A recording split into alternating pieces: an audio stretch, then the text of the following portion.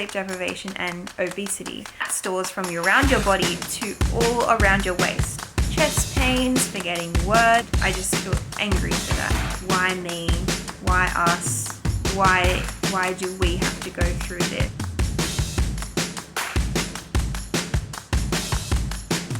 Hi friends, welcome to today's video. Let's talk sleep deprivation. So for 6 years now, I've come online and told the world that I am sleep deprived. My son is sleep deprived, that sleep hasn't been the best.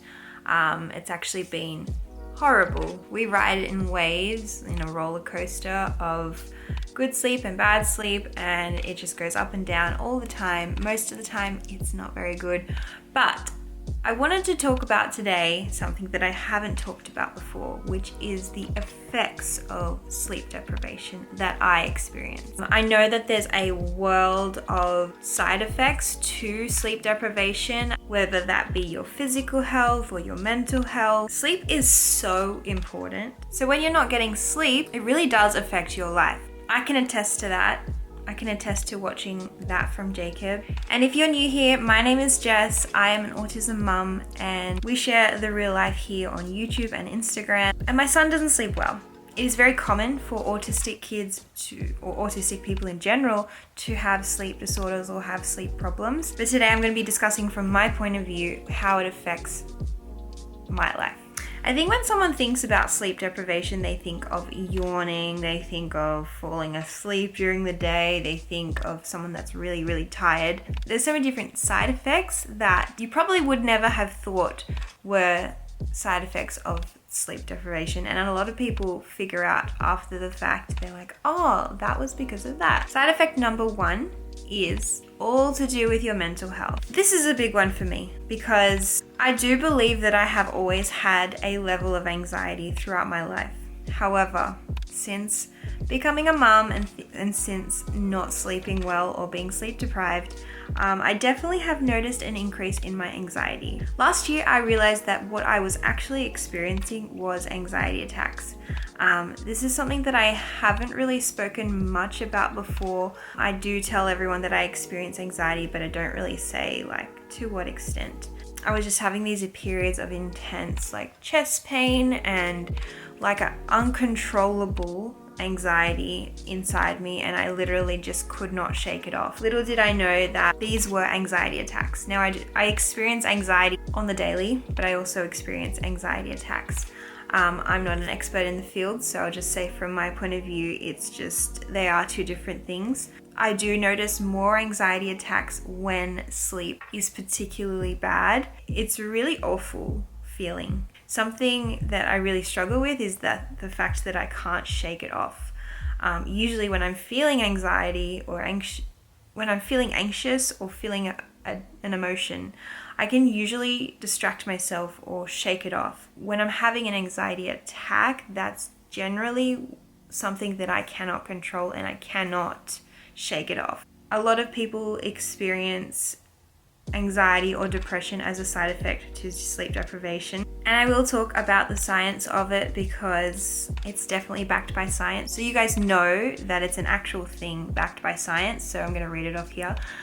So feelings of stress, anxiety after a bad night of sleep appear to be driven by a weakened emotional control system in the brain. I would definitely say anxiety is my number one side effect of sleep deprivation. One thing that has really helped me with my anxiety and my mental health challenges has been therapy. So I wanted to say thank you to BetterHelp for sponsoring today's video. BetterHelp is the largest online therapy service and it's 100% online. With BetterHelp, you can tap into over 25,000 licensed and experienced therapists who can help you with a wide range of issues, including anxiety. To get started, you just answer a few questions about your needs and preferences in therapy. That way, BetterHelp can match you with the right therapist from their network. Then you can talk to your therapist however you feel comfortable, whether it's via text, chat, phone, or video call. You can message your therapist at any time and schedule live sessions when it's convenient for you. If your therapist isn't the right fit for any reason, you can switch to a new therapist at no additional charge. With BetterHelp, you can get the same professionalism and quality you expect from in-office therapy, but with a therapist who is custom picked for you. More scheduling flexibility and at a more affordable price. Get 10% off your first month of subscription with BetterHelp using this website right here. I'll leave the link down in the description below. I've actually been using BetterHelp for 3 months now, and it has really been such a great thing for me, especially due to my social anxiety. I started off by just messaging the therapist, and then as soon as I felt more comfortable, I then went to a phone call and then to a video call.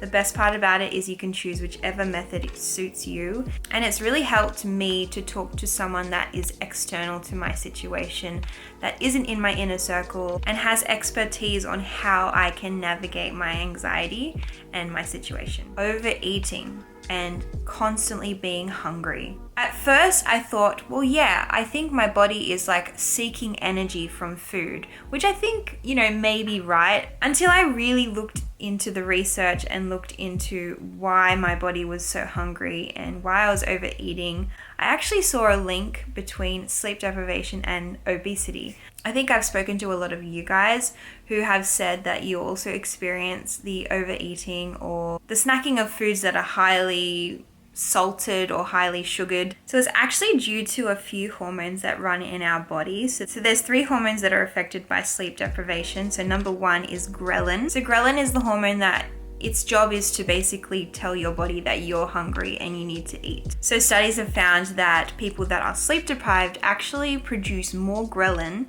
resulting in an increased appetite. Now, leptin is the opposite. It's the one that suppresses your appetite when you are full. And so when you are sleep deprived, your body produces less leptin, resulting in greater consumption of food. It's all starting to make sense, isn't it? And the third one is cortisol. So cortisol levels increase when you are stressed. And this is an interesting one because when you're sleep deprived, your cortisol goes up, and that means that you increase in your appetite, and it also redistributes, I can't say that word, redistributes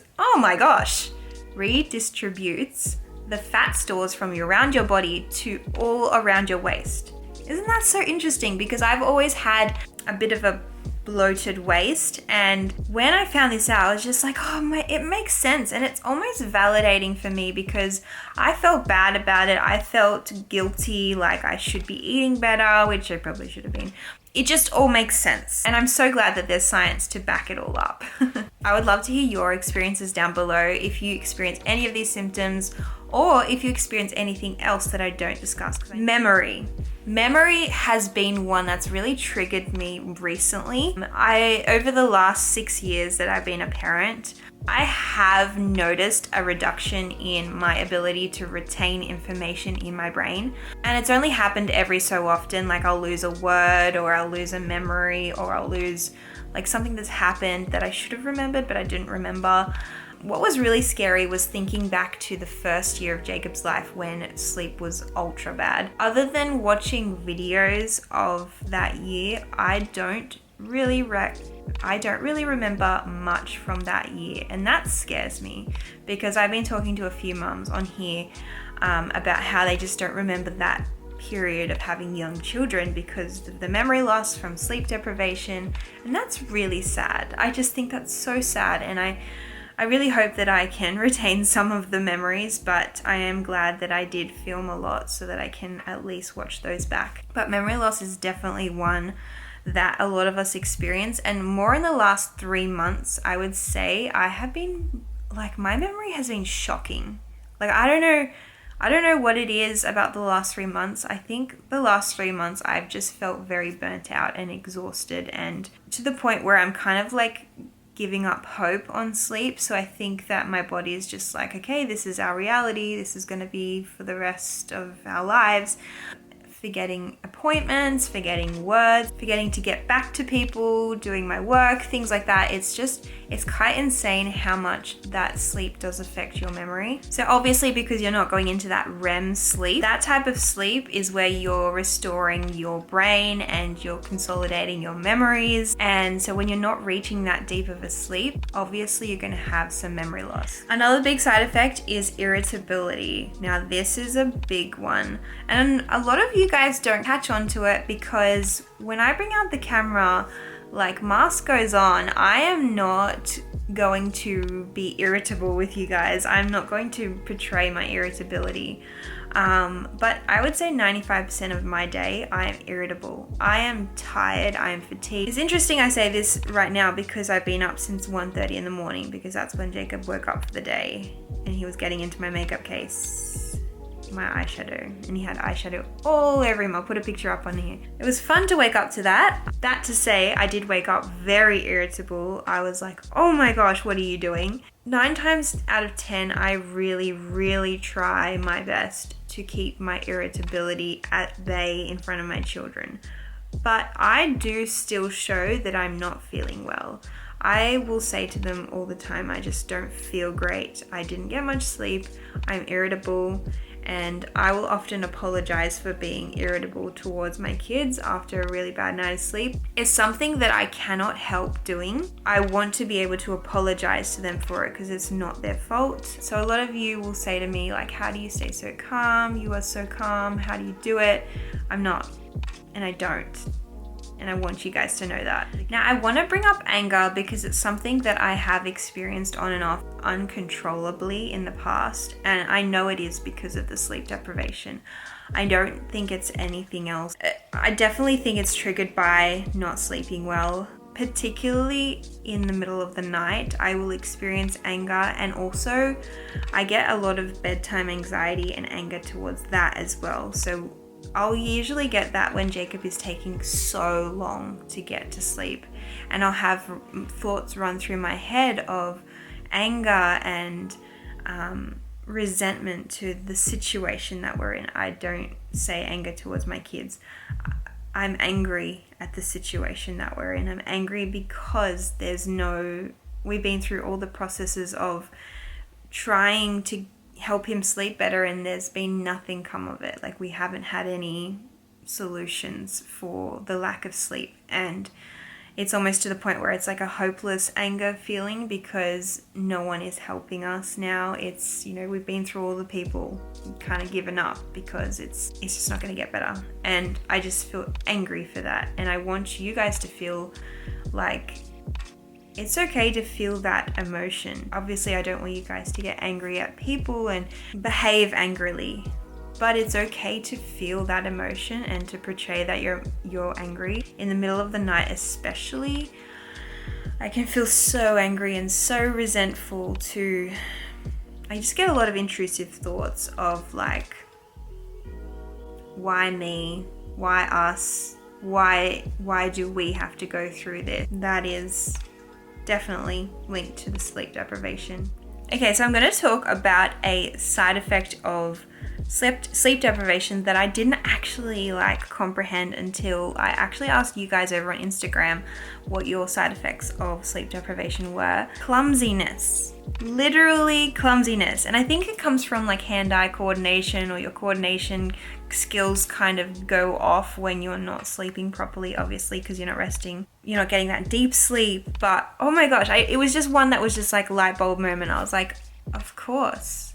I literally drop things probably 5 or 6 times a day. I would just have something in my hand and my hand will just drop it. Or I'll try and pick something up and I'll drop it on the floor. It happens too often, so I'm just yeah, that's definitely a side effect of us not sleeping properly, because when you're tired and exhausted, it can affect your balance, it can affect your coordination, all of those things. Even bumping into things, I do that so often. And I didn't even think of it. I never did that before becoming a mum, and now I'm just the clumsiest person. I don't fall over it at all or anything like that, but definitely bumping into things and dropping things a lot. And this is why it makes me really terrified to drive when I'm particularly tired. Obviously, your reaction skills and your coordination is not as good as it should be. It really makes me worry. I don't drive too often. When I'm really tired, often I'll caffeine up and then I'll be okay. But I think it's definitely something that I worry about most, because you see the signs on the street don't drive when you're sleepy, or are you tired? Stop, revive, survive. It was just seeing those signs. It kind of is it makes me laugh in a bad way, if that makes any sense. So I laugh as a coping mechanism. You guys may have heard me say that before.